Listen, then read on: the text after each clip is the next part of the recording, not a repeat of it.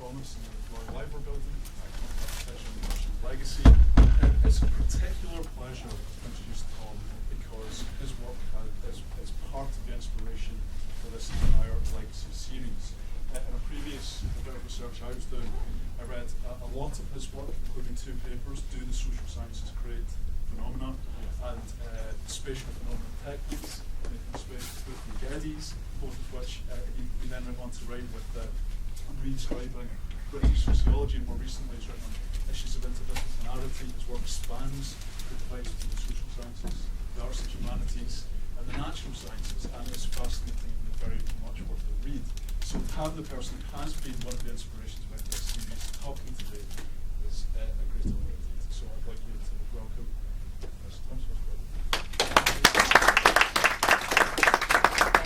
Very grateful for that. I do love coming to Liverpool, and you did actually ask me to do something else on Charles Booth reading. I started reading Booth, and I just got so depressed, and I just thought this is so much more fun, And from the little overview of the things that I've done and stuff, I mean, I'm quite a sort of, I won't say eclectic, obviously, because there's a thread that runs through all of it that I'm yet to discover. But I think architecture and visual culture is about the only thing I haven't ever really written about in this way. So I'm a bit I'm very green at this. So I was going to plead mercy, but I know better than that at a public event. But this isn't, as they say, this is not exactly my field. But I think what fascinated me about it were 2 things. One was urbanism generally and the way that buildings relate to urbanism. Because I'm interested in urbanism and what cities are, as are a lot of sociologists. But the other thing was to do with legacy. And I was thinking about this question of legacy, and I was feeling guilty about not talking about Charles Booth. And I was reading a book by Ern Hatherley called The Ruins of Great Britain, where he casually says the Library building, which is a building that I just know to like a lot of people, tourists do, he says it has this fantastic reputation for being the only high-rise UK building to influence international architecture globally. Okay, so I thought, okay, well this has got to be a good sort of way into thinking about legacy, however completely ignorant I am of architecture and things like that. I'm going to come back to that, Natalie, towards the end. I kind of assume that most people sort of know what this building looks like. It's down the road, and it's a very large building. It's not really what most of us would call a skyscraper these days, but at the time in 1911 when it was finished, it was regarded as like top skyscraper, tallest building in Europe, tallest storied building in Europe. In other words, building with floors in it, and so that's what it was thought of as a very tall building. I'll come on to some of the sort of specificities of it because they're quite interesting. It's quite interesting the history of what's significant about the building. Everyone's always, over 100 years, people have said the Royal Library building is really interesting, for various reasons. It looks daft, or it's ferroconcrete, it's whatever it is. But actually, what the reasons for that have shifted. I'll talk about that a bit as well as we go along.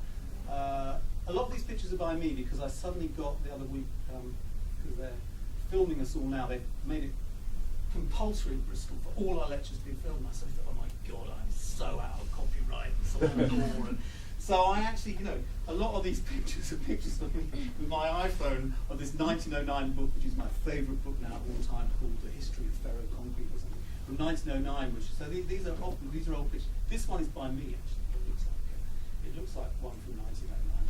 So this is the building, which I'm sure you've all seen, walked past, looked at, photographed, been inside perhaps, all that kind of thing. That is a picture from, I think actually it must be about very soon after it was built. That's from my favourite book, the 1909 book. So some themes of what I'm going to talk about. I'll come on to what the building is in a minute. But I'm really interested in visual form, I suppose, here, and in symbolization. I'm interested in truthfulness in other bits of my work. What is it to tell the truth about societies, about who we are, those kinds of Foucauldian questions, ultimately, I suppose, although I'm very Foucault-like these days, I must admit. And I'm, like quite a few people, I'm interested in Goodman's work, Nelson Goodman's work on architecture, well, on various things, but in passing in architecture. Goodman wrote what I think is actually rather a bad little essay called Capturing Cities, but I like the title, which is about arguing that cities are not just bricks and mortar, but they are complex forms of symbolization. He took seriously the ways in which cities kind of symbolize themselves in a very extensive theory, probably too extensive theory of symbolization. So that's kind of what interests me more than as a kind of architectural historian. If you've got questions about the sort of left-hand portico, blah, blah, blah, blah, blah, probably, you'll have fun embarrassing me with that. Do that, ask me those questions about, like I said, I'll probably respond to them. And Goodman has three main concepts, really, that I'm interested in. One is symbolization generally, how far we push in the theory of symbolization. And I'm just flagging these up now because I've been talking about them together. The other one is exemplification, what he calls exemplification, which I used to think was a brilliant concept, and now I'm not entirely sure I understand it. And expression, the notion of metaphorical and other kinds of expression. We're particularly interested in expression in the sense of capturing cities. How does this building kind of capture Liverpool? How does it render, as Goodman would say, what Liverpool is as a kind of urban form? And I'm going to add two concepts. I love inventing concepts in a sort of bad way and then forget about them. One is the idea of resonance, which is there probably is a concept of resonance in architectural and urban theory, but I just probably don't know about it. So I sort of reinvented it maybe. And one that I like even a bit more, which is the notion of extraterritoriality, which is one I sort of found I needed for this. I'm not going to talk about Bernard Williams, although it says I'm going to talk about Bernard Williams, and I'm not going to talk about Stanley Cavell, and I'm not going to talk about sincerity and authenticity because there isn't enough time, but if we're going to the pub later, I'd love to talk about these things because they are things very dear to my heart and I'm working on in other areas. So obviously also I'm going to talk about legacy, although there's a kind of trick to this legacy question. Again, I'll come back to that. And I'm going to talk about iconicity, the notion of, and style, but the notion of what an iconic building is, because I think we'd all agree that this in some ways is an iconic building, and that iconic buildings have something to do, usually, or until quite recently, with the identity of cities. So, I mean, I think of iconic buildings as things like the Empire State Building, which is inseparable from a place called New York City. Today, and the reason I say until recently is that today iconicity is generally used in a way that I'd like to critique, sort of more implicitly, explicitly, but it's more generally used in relation to big, tall, swanky skyscrapers that frankly could be anywhere. So, part of what I'm doing, there's a sort of subtext here which I try and maybe rethink or broaden, along with others who are doing this already, this notion of what an iconic building is, what iconicity is. Right. Now, the legacy issue really, I would love to say this talk is going to be about Aubrey Thomas, who's become my hero, actually. I think he's wonderful. I hope no one tells me that he's a member of the Mosley gang or something, because, I don't know much about him, but he sounds like a great chap.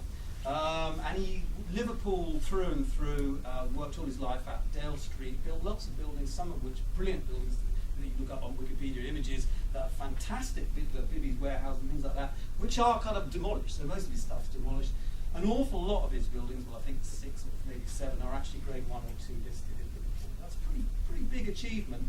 I have no idea if there's a plaque to ones in Liverpool. I've wandered around Liverpool lots and never found one, and I should have looked it up and just checked. There should be. If there isn't, I suspect there isn't. This building was finished in 1911. It's built for the Royal Liver Group, Royal Liver Friendly Society. And it was too big. He built it too big, so actually all sorts of other people used it. It was built on the George's dock, which they covered over. One of the interesting things about the building is that it floats. Really, it's got sort of 40-foot concrete piles underneath. Because if you think of it, that is a swamp in effect. So it has to sit on the sandstone underneath. These were the kinds of things. I said that the history is interesting because these are the kinds of things that fascinated people originally. I mean, if you read The Builder and you read the sort of reviews of this from the contemporary period, they tend to go on about the sort of the solutions in the elevator systems, or in the mixing of concrete, or in putting the piles into the sandstone and things like that, rather than the fact that this is a sort of crazy, interesting, whatever architectural building. So I think that's interesting. It was listed in 1966. I haven't got the quote, I've got the quote somewhere, but it's listed for being one of the tallest reinforced concrete buildings kind of ever or whatever. So English heritage is highlighting the fact that it's a reinforced concrete building, more accurate, a ferro-concrete building, kind of slightly different. That being the sort of main, one of its main things, and it's built according to a sort of what I jokingly call sort of flat pack system.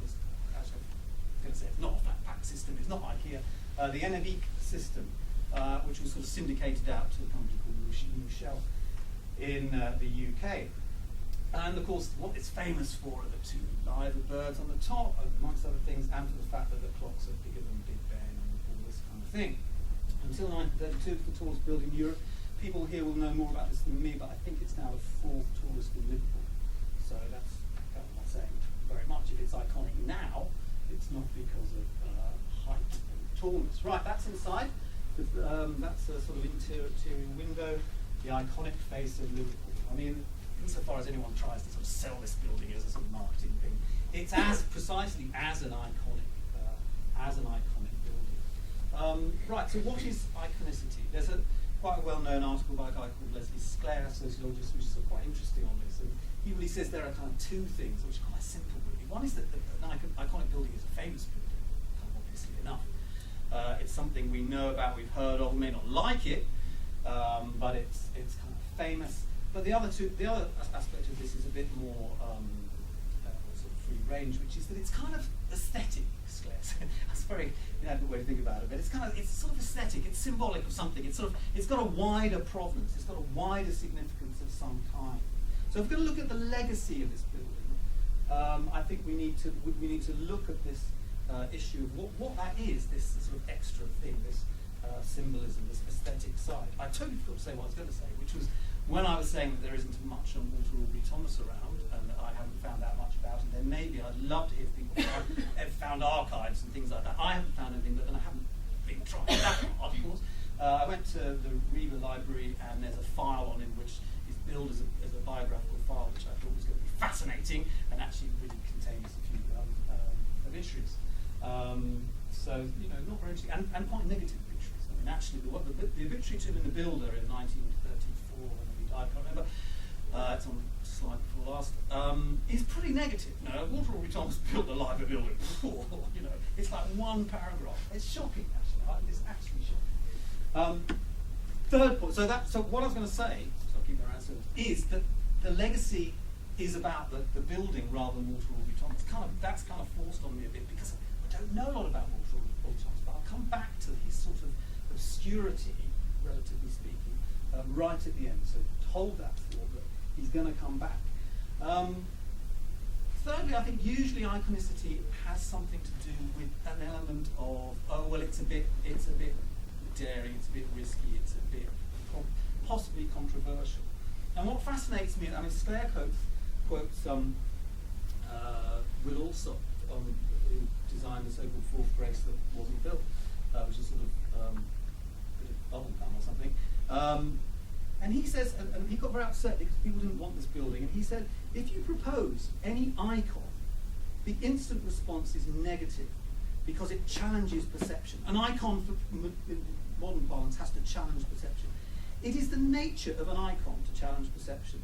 None of the other schemes for the pierhead were icons, they were just landmarks.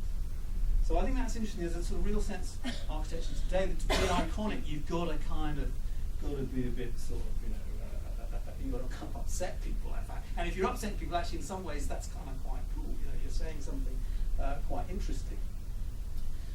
So maybe that's another side of iconicity. And certainly the building, when it's put up, was not the sort of great fond building that everyone necessarily thinks of it today. And the Builder obituary certainly said that the problem with the building is it's just too, in a funny sort of way, it says it's kind of too good almost. It's just, and it sort of puts the Cunard building and the Port of Liverpool, the other two graces, it makes them look small, and that's really bad. A building shouldn't make other buildings look small. It's too, it's too good sort of thing, or not good, but it's too maybe flamboyant.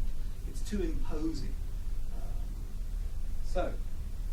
But I say we can only understand iconicity if we understand something about the way in which building is symbolized, which is sort of where Goodman comes in, well, it's completely where he comes in. And I'm not going to go into Goodman's whole theory of symbolization. If you go and read the book, it's an old book, Languages of Art, by Goodman, and a couple of essays, and an essay on metaphor and architecture, title which I can't remember, but if you ask me later, I'll tell you. He tries to think about architecture as a form of symbolization, but he tries to think about just about everything in forms of symbolization. What he wants to get away from is the narrow notion of that when we symbolize, all we're doing is denoting something. So denotation, reference perhaps, is the sort of archetypal form of symbolization, but he thinks it's a limited one. So denotation would be, pictorially, if I drew a picture of a rose, that picture is denoting, or a photograph is denoting the rose. And he says, well, that's a kind of, this does happen, denotation does happen in visual terms, it happens in other ways as well, but it happens visually, but it's pretty limited if you're looking at a discipline or a form of expertise, or whatever you call it, such as architecture. So architecture, he wants to find another way to think about how buildings symbolize. When buildings do symbolize, it's very rare. So it's a cliched example, but most people usually, at this point, invoke the Sydney Opera House or the Pineapple in Scotland, which I can't remember what it's called. But Sydney Opera House, it kind of denotes sales. I mean, these are, I should have a picture of it, but I worry about copyright. These are kind of almost like, they are images of sales. Now, I actually think you could say that the Liver building is kind of suggestive of symbolization. I think that picture, which is from, because the Cunard building, which should be here, isn't built, it must be about, that's finished in, I think, 1917, so this must be about 1911. This, to me, that looks like a cathedral. Anyone who designs that, as far as I'm concerned, is designing a cathedral. Well, I'm going to come back to what it's a cathedral of a bit later, if you can call it a cathedral. But if it's a cathedral, this is not denotation, this is something vaguer. Perhaps Goodman would call it something like metaphorical expression. I might want to say it's sort of suggestive of symbolization in a sort of slightly more vague way. Okay, right, the live birds. This is the only part of the building that I can find that actually denotes something, and what the live birds denote are birds, right? Okay, we'll stop there, end of slide. There's a fantastic debate that some of you may know about, and which I find very funny, and it's really good, about what is the, is it a lever bird, what's the twig, not in relation to this bird, but generally, what is the symbol? Does it go back to the 13th century? Does it, when does it appear? The best piece I found on it is in the National Museum's Liverpool sort of document about it, which reads a bit like a sort of trying to sort of clear up a mess, which says that thinks that, that actually the liver birds are really it's supposed to be King John's eagle, really, but it's sort of morphed over the centuries into a cormorant. That, I think, is a cormorant. Tell me if I'm wrong, but I think that is denoting a cormorant. Now, the point Goodman would make about that is pretty obvious, really, which is that there is nothing which connects a cormorant particularly, unless we're going to say the lever birds are sort of specific to the relative or something. But there is nothing that actually connects. It's an arbitrary kind of relation. Symbol. But in fact, what Goodman would say that the liver birds are means of capturing Liverpool, of rendering Liverpool.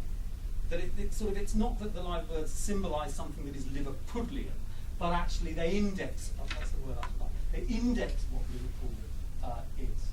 I was there a few weeks ago just on the front there, and two people went past and they took a picture, and then I watched them take a picture, and then I watched them go away, and then one of the women came running back and said, "We've got to take that picture again because we didn't get the live bird in. We've got to get the live bird in." And they spent hours trying to making sure they got the live bird in.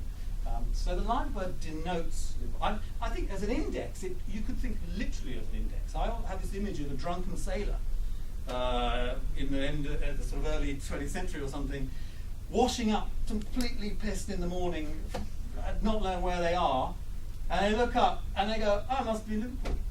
Because it's an index. We talk about symbolization. More interesting is this notion of exemplification.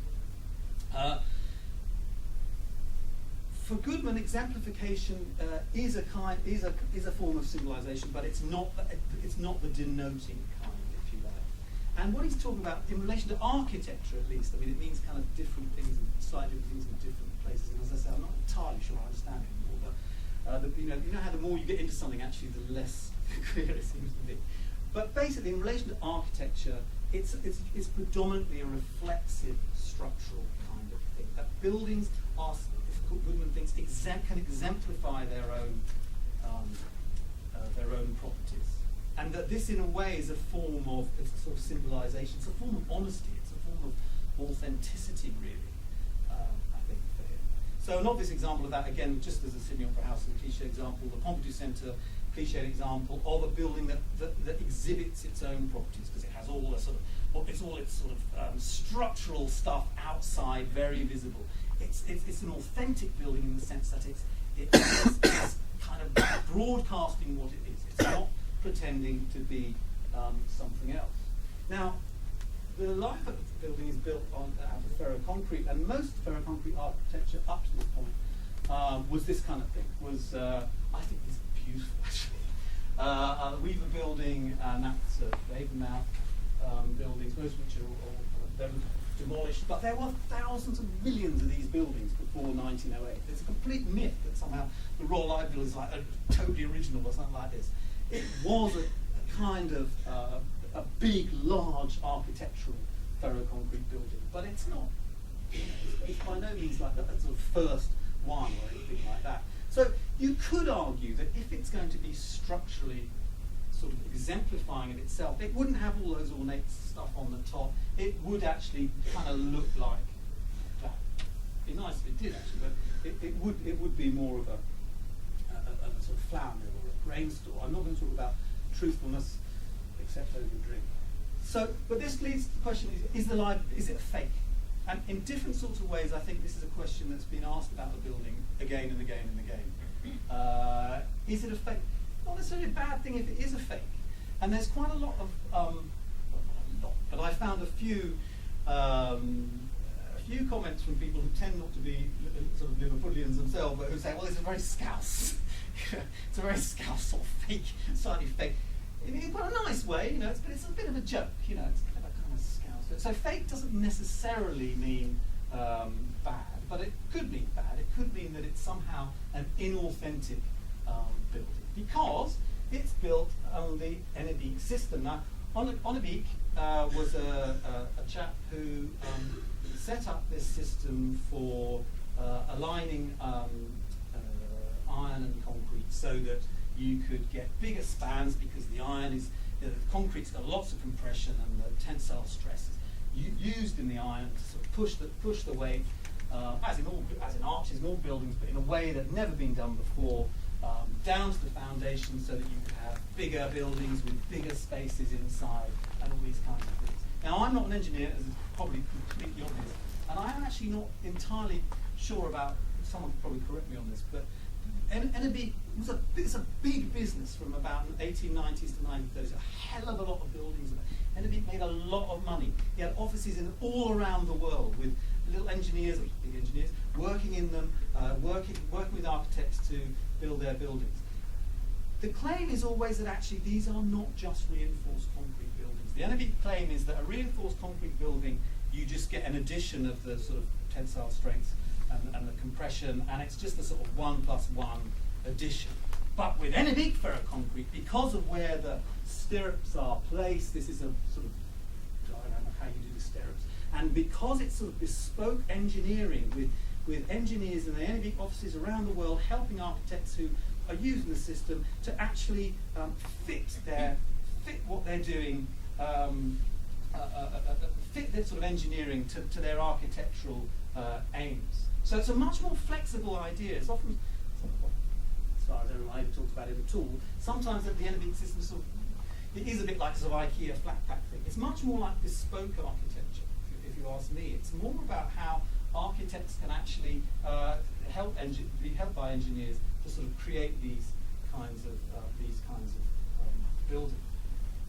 So, and as I say, contemporary accounts that I've read anyway, sort of 3 or 4, which is not a huge amount, but the 3 or 4 that I've read certainly are more interested in this side of things, the sort of the actual kind of structural features of the building rather than the more broadly speaking kind of architectural stuff. And it is fascinating. I mean, listen, I'm not a sort of world architectural expert, and I looked at this picture for a long time and thought there's something odd about that picture. I don't know quite know what it is, Because I've seen buildings being built before, but they're not built like that. And the reason I realised eventually is that there ain't any scaffolding.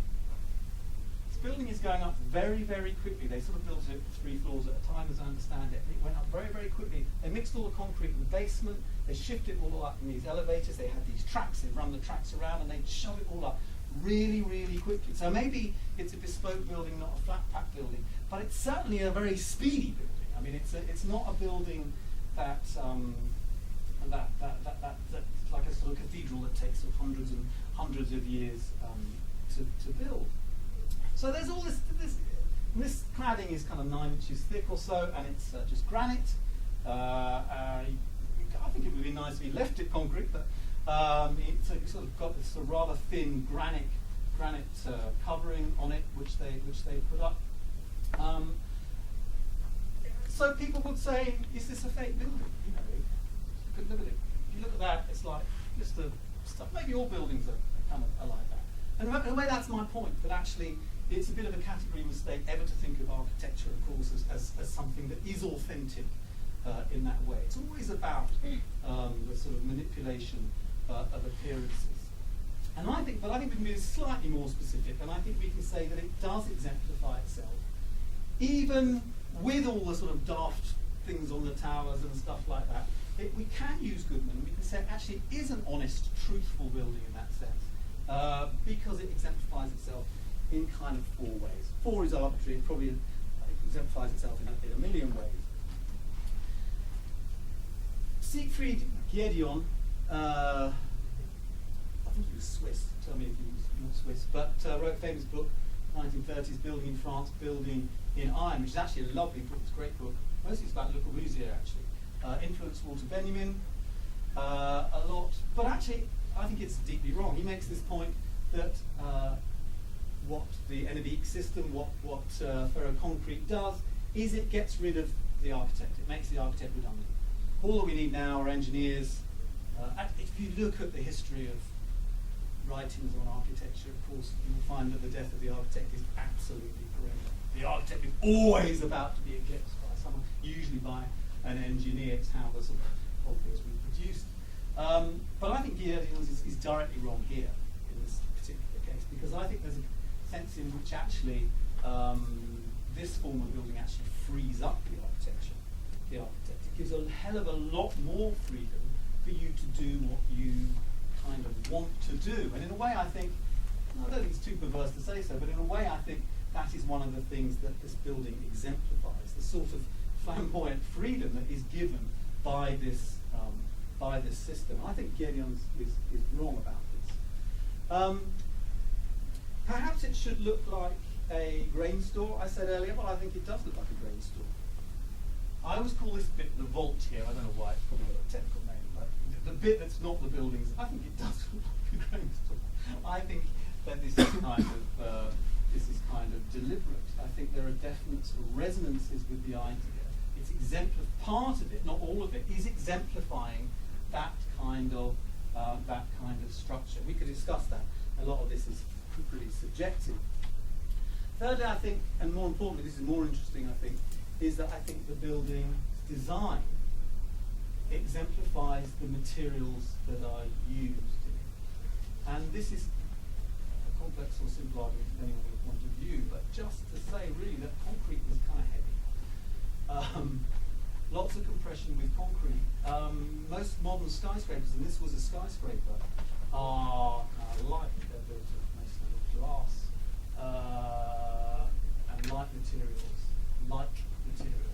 But what Aubrey Thomas has to do here in this building is exemplify kind of 2 things. He has to exemplify weight, kind of downward compression, if he's going to exemplify the properties of the materials he's using.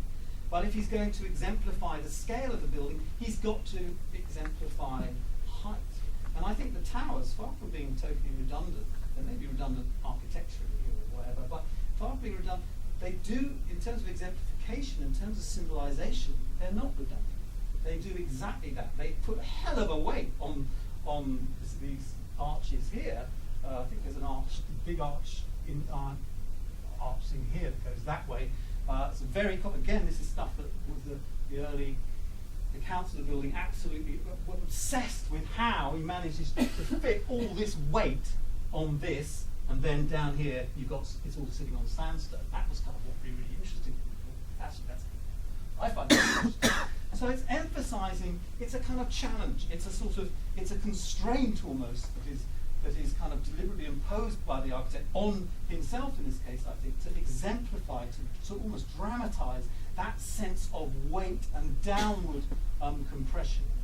But I also, and this is where you heard it here first, extraterritoriality. Honestly, I'm not expecting anyone ever to use this ever again, but I just couldn't think of another word for this, which is the fact that, and especially if you compare it to the other two graces next to it, the building goes up in the air. It definitely takes off. There's no question about that at all. That's what I mean by extraterritoriality.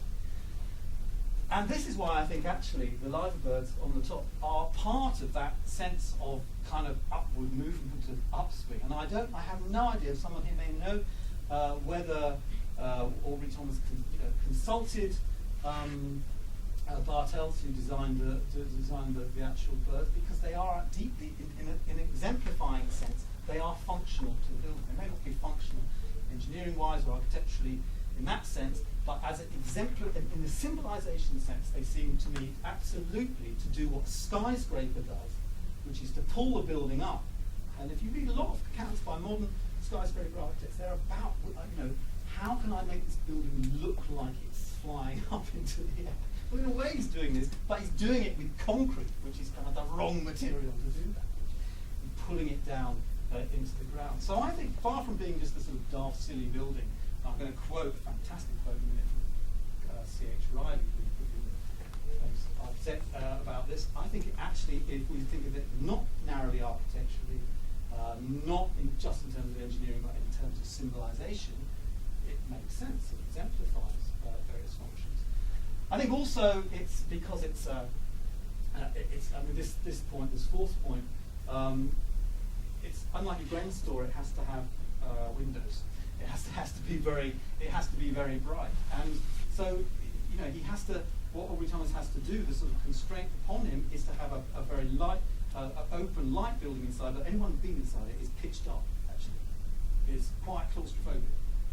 But as an office building, open plan office building, it's like a modern skyscraper in that sense. It's supposed to exemplify light. But it does that with the windows, but it does that without sort of letting the building kind of fly away by being too light, because it has this sense of compression. I think if you stand in front of this building, if you stand here and you look up, the overriding feeling is one of that compression mixed with my favourite word, extraterritoriality. Right, so these are just, all I'm trying to do is I'm not particularly bothered if people want to disagree bits of that or say there's more things. I just want to say there may be different ways of thinking about the sort of functional truthfulness of a building than in simply in architectural terms. And in fact, I'm going to read out what Riley says. Simply in architectural terms, or in terms that the modernists was, sort of rational modernists were so interested in, which is trying to be authentic in terms of the engineering. Okay, so this is what I think Goodman does, is he opens up sort of a slight third way of thinking about this, and the live building's a good case in point. Right, C.H. Riley has this, and this is him talking about, I don't know when, but it must be about in the 20s. For the architect, in other words, Aubrey Thomas is talking about live building, this is a mass of incongruities. But to the man in the street, it is a romantic pile. A mass of grey granite to the cornice. A mass of grey granite to the cornice. It rose into the sky two quite unnecessary towers, which can symbolise nothing but the power of advertisement. Well, I think maybe it symbolises to him that, but it exemplifies stuff for me, and for I'd like to think for Goodman. It is only a hard-headed businessman who can waste money in this light-hearted way. It appears that if you promise him a clock that is bigger than any in the world, he will build not one, but a couple of unnecessary towers in which to house it. Actually, there are 4 clocks. There's 1, 2, 3, and then there's not one there. Blah, blah, blah. Yet the building, towers and all, and he's a bit patronising here. The building is, Riley is an academic architect. I'm not going to say any more than that. He was venerable institution. Yet the building, towers and all, with its coarse and commonplace detail, has a certain grim force combined with its romantic character. That's true. In place of elegance and refinement, it offers to the world a bold sentimentality, not unlike some North Country types of people. It's an example, slightly patronising. Not unlike certain North Country types of people. It seems to say, I am a great, awkward, sentimental creature, unused to civilization, but I have strength, and whatever you laugh at me or not, I shall get what I want. I could go on, and then he goes on to praise the Cunard building. I'm just saying that actually, if we think about exemplification, we think about symbolization in a different way, you actually might come up with a different way of appreciating or at least regarding a building such as this. Right, now expression for Goodman is another form of what I've been calling exemplification, but don't worry too much about that. It really just means the kind of things that we all do when we look at a building. It's the kind of metaphorical, that building reminds me of waves, or whatever it reminds you of. There's a terrific article by Peter de Figueiredo, which is the sort of key article on Three Graces, really, which links all of them actually to a notion of sort of Edwardian imperialism. And when I read this, I liked this article a lot, but when I read this, I sort of wanted to disagree with this and sort of say, well, actually, it's built over a dock, so we say it's decline. Well, actually, the dock was built over because it was too small, so I can't really use that argument that it's more about decline.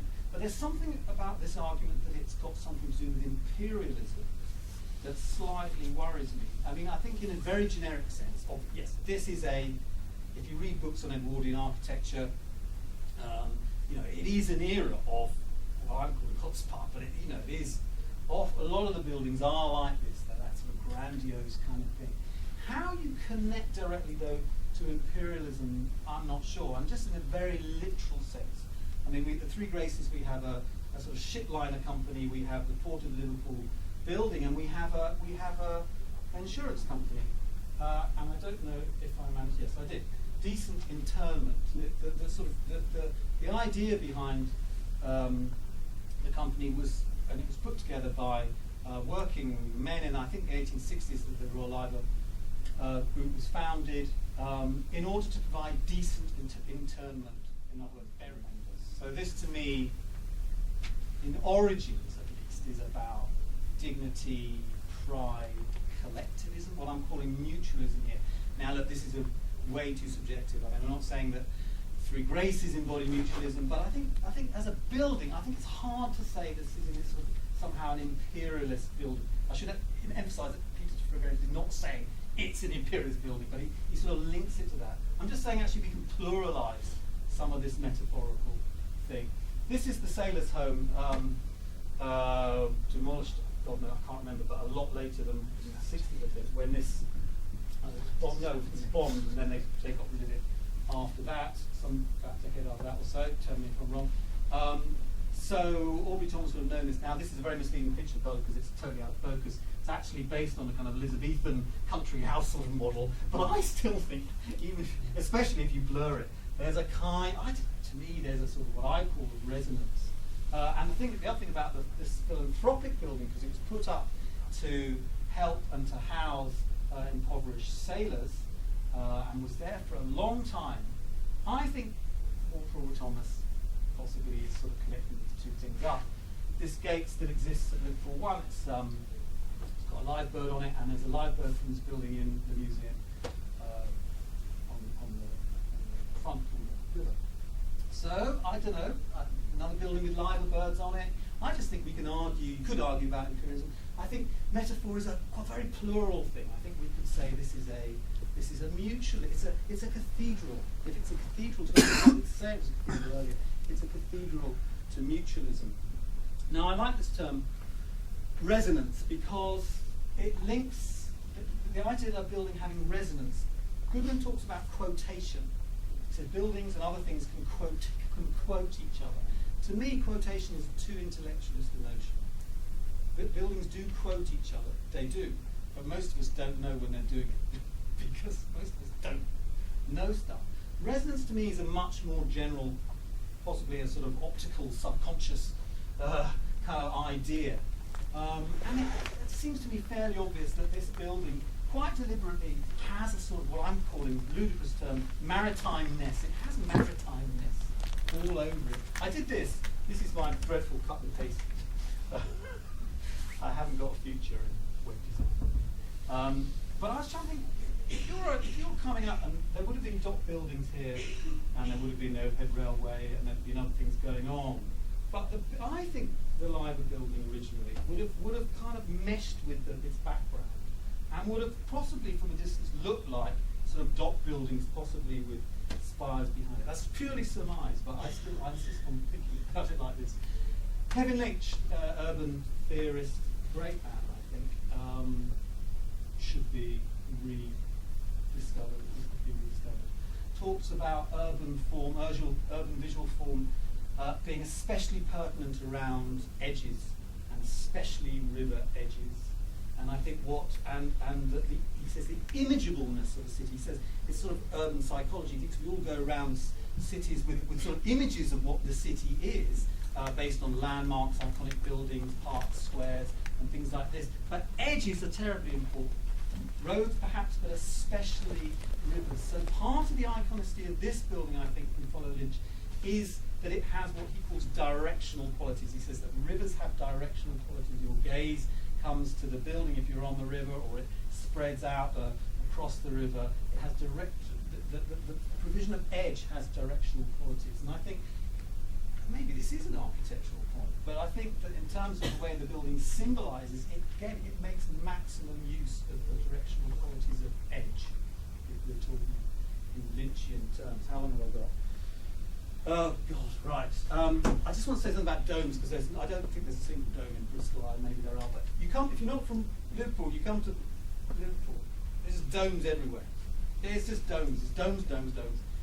It's quite deliberate that there are domes on this building. I love this picture. This is from the top, and I think this thing is fantastic. I have no idea what these scrolls are meant to be, but again, they get that sense of compression. But in terms of Goodman's ideas about what it is to render a city, this is again about resonance. The domes on the building pick up the other domes. It's very simple, but they pick up the other domes across the city. And I think, again, it's about a kind of optical subconscious, which is a term I've pitched, but you know, that idea that people walk around the city, and I think Aubrey Thomas is probably conscious of this, that they pick up these kind of visual cues. I don't think it's because he just happened to like domes. Maybe, but I don't think it was. Actually, there's a better reason we might want to pick for him liking domes, and that has to do with that building, which is St Anne's in Limehouse, but I'll come to that. Classicism, Liverpool, to read anything about Liverpool, they'll tell you it's a classical city. It is a wonderful classical city. I tried to pick out bits of this colonnade bit is not really classical, but I can't remember what sort of columns they are, but these I think are Corinthian and Portugal. It's kind of nods to classical in some ways. It seems to me very un-Gothic. C.H. Riley says it's classical and Gothic at the same time, which I assume is an insult. I don't see a lot of classicism, unless we're going to say that the Baroque is a kind of classicism, as you can. I don't think it's Gothic. I think it's classical in that sense, that it's kind of not, although some people, as I say, have said that there are kind of Gothic elements to it. I'll come back to Nairn in a minute, don't worry. So I want to continue with this idea that it's maybe a Baroque. Now this is owed to Joseph Sharples, I think, who's written somewhere that I think it's St Anne's Church, or maybe just be the general Hawksmoor or City of London churches even, but I've actually got a better picture of St Anne's. This is St Anne's in Limehouse, which is a phenomenal building. And I think this is the nearest thing to quotation you might find. There are similarities, and Hawksmoor's other church near there, St George in the East, I think was supposed to even have a dome. So I think actually even the domes are quite Hawksmoor-esque. So if we played the sort of architectural history game, we might want to say that this was quotation.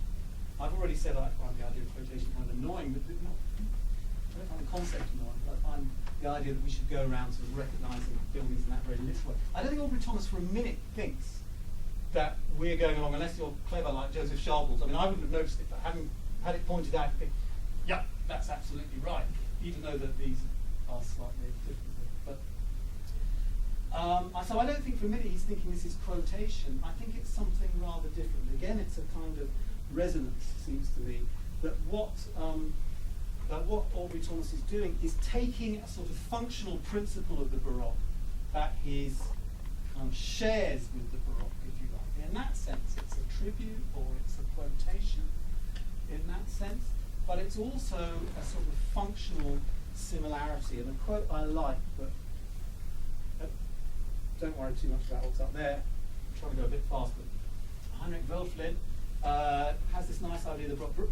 Wölfflin's a bit odd because, well, not odd, but he regards the Baroque as very different from the classical, whereas there are different ways of thinking about that. But what he wants to say is that what the Baroque does more than anything is it install in architecture and painting and other areas is that it brings in movement above all else. It's a way of expressing movement. I like this quote, although I think we can spend hours deciding actually what it means. The Baroque neutralizes lines boundary, it multiplies edges, and while the form in itself grows intricate and the order more involved, it becomes increasingly difficult for the individual parts to assert their validity as plastic values. A purely visual movement is set going over the sum of the forms. This last bit I like. The wall vibrates, the space quivers in every corner. So I think, insofar as a quotation, he's borrowing that sense of movement. I think this building has movement. I mean, I talk about extraterrestrial. It's the same kind of idea, really, I think. I don't want to knock the other two buildings. I can't stand the Boardman and Liverpool, I have to admit. But if you look at the other two buildings, they have none of this sense of movement. To me, I mean, and I don't think that's entirely subjective. And I think that's partly what this borrowing, if you like, this referencing, this tribute, quotation, whatever it is, I think that's partly what's going on. So, anyway, this is just a list of the different styles in which the live building is supposed to be in. Pevsner, Nicholas Pevsner in Pevsner Guy says it's not in any style at all. Pevsner, who I think is wonderful, but he's the only one of these I'm totally going to disagree with. In them, that kind of slightly crazy but brilliant architectural critic says it's Art Nouveau. I don't think it's Art Nouveau. It's not nearly swirl enough.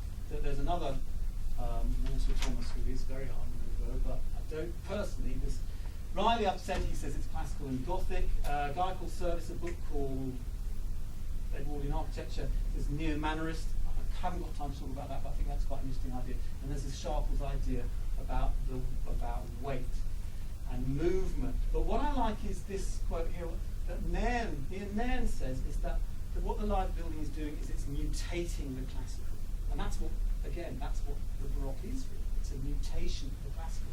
So what Nairn means by that is it's not, the building is sort of Liverpoolian in the sense that it's classical, it's discoursing with the classical, but it's mutating it into something else. And I'll come on just in a minute to what Nairn says about this, but first of all I just want to say something about Pevsner, no style at all. It seems to me that that's kind of slightly misleading. There's a profusion of styles, but I don't even think this building is eclectic in the sort of postmodern sense where you have different styles that don't sort of add up to something, and that's a sort of deliberate theatre. I think the only way I can think of to put this is that it's in a sort of situated style world. It draws on styles that are kind of there and themes and that are there around it in its situatedness in Liverpool. Thomas was a Liverpoolian architect. I think he ever left. No, he had a place like in Scotland, so he must have done that again. But it definitely inhabits what you could call a style world, even if it doesn't have a single style. Right, so finally we're on to legacy now. And look, don't worry about the rest of it. Oh, yes, actually, I told you I'll come back to Owen Hatherley. So I email Owen Hatherley and say, okay, fantastic, I'm going to give this talk in Liverpool, and it's about, I'm just pinching your idea that it's got this huge legacy. And he wrote back this very charming email saying, I don't think it's got any legacy really, I just made it up. So I thought that's really honest, no academic would do that. They go, well, So I thought he was great, but he did say he thought it was like the Wrigley Building in Chicago, and I know what he means. I think if you want the legacy, that's all I can do. If there are any proper architectural historians here, you may be able to totally correct me on that. It would be great. So thanks to Anthony for that, but that's why it's a kind of maybe a sort of non-legacy. But maybe you want to think about legacy in a different way. In other words, not as a sort of actual thing, not in terms of can we count the number of buildings which the Liver building influenced. That would be nice, but aside from competence, that's difficult to do possibly, and also because of course we don't build concrete skyscrapers really these days. So that would be surprising. If we talk about legacy in that sense. But I like the idea of what I'm calling a conjectural legacy. You can have a legacy in a different sense, which is that the building can have a sort of symptomatic status as a spectacle of a possibility. I was explaining to a friend of mine this argument, and they said, "Oh, that's Ernst Bloch, the philosopher Ernst Bloch." Oh, that's cool. Shall I sell that to them as Ernst Bloch? Maybe it's Ernst Bloch. Maybe it's Kant, the idea of a sort of spectacle that stands as an example. Not an example to be imitated necessarily, but as a way of doing things that are different. And I love this Nairn quote, where there are the less Nairn quotes on this, but he says, the Liver building shows how the classical tradition, which he obviously associates with Liverpool, classical city, slipped into a monumental Art Nouveau, forget the Art Nouveau, put that back, into a monumental bar that could easily have turned into a rational modern architecture. That could conjecture, it could have, it's a signal of that was a possibility, instead of the cubist irrationality that was forced on us in the 1920s and 1930s through our own stupidity. Now, I don't want to get into a whole argument about all the terrible crimes of cubist irrationality he puts it, not least because Owen Hatherley, who agrees entirely with Nairn on the great status of the building, loves cubist irrationality and all that sort of stuff. So, I don't want to get into that argument. But the point is that the building could be seen, in terms of legacy, as another route. A route that maybe wasn't taken, but that might have been taken. And legacy, of course, in the arts, in aesthetics, is a very difficult concept in any case. In the sciences, we have this idea of a paradigm. You have a kind of work that is then kind of copied. But in the arts, that's not how legacy works. Ulysses, published in 1922, I think, no one then went and rewrote Ulysses, but it had unquestionably an irreversible effect on aesthetic history afterwards. Actually, some people did try and rewrite Ulysses, and they're all rubbish. So that's not the legacy of Ulysses. You say the same about Waiting for Godot. In aesthetics, legacy doesn't work in the way it works in the sciences. It seems to me it's more complex. It seems to me. So we can kind of, I think, reclaim a kind of legacy for this building, even though it had no kind of influence beyond the Wrigley building, as far as we know. There, I got Ernst Bloch in there, so that must be really cool. Okay, don't worry about this. Walter Aubrey Thomas. I said I'd say a few things about him. The main thing I want to say is that he's full of style, and he habits of style. I'm going to finish in about 2 minutes.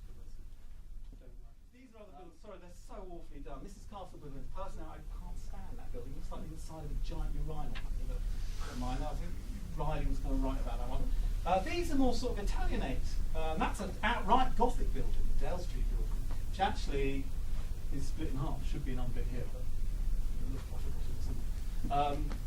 So, he doesn't have a style. There's no legacy of Walter Aubrey Thomas. But what I'd want to say, I haven't found a way of thinking about this that isn't a bit sentimental and possibly a bit romantic and possibly even a bit anti-intellectual, in the sense that I think he's an architect who worked with what he had in front of him. So like, this is an office building, so you kind of make it sort of Gothic. This is a shop, so like an arcade, so you sort of Italianate. And this is actually on a place where there was a castellated building, so you can't see it, but you have sort of castellated things on the top. And he's someone who worked in context. In other words, I want to say he's very situated as an architect. That's the way that's obvious. Architects are dealing with place, but he's someone who's very much kind of, I think, quite self-effacing as a character and as an architect. You might say not self-effacing, perhaps he was just doing what he was told or something like that. But I don't think this is eclecticism. I think this is something else. I think this is a sort of plenitude of style. And if you go around looking at these buildings, it's kind of interesting. They're sort of different, but they've got something Aubrey Thomas-esque about them, but perhaps I'm becoming Aubrey Thomas-ist. Right, Bartels, the guy who did the liver birds on the top has been forgotten, and quite often you see, not a documentary, but something on the telly about him, something like that. That's the sort of thing, because he was German and he had a bad time, and he was sort of neglected and all this sort of thing. That Bartels is a sort of bit of a victim, you know. And his family recently went back, and there's a plaque in the live building itself, which I should take a photograph of, to him. And there's a real sense in which, you know, we sort of repressed him, we should have remembered him. And I think that's right, you know, they are fantastic things up there. Not that you can see them up close. But I think you could say the same about Aubrey Thomas, actually. And a lot of architects like him.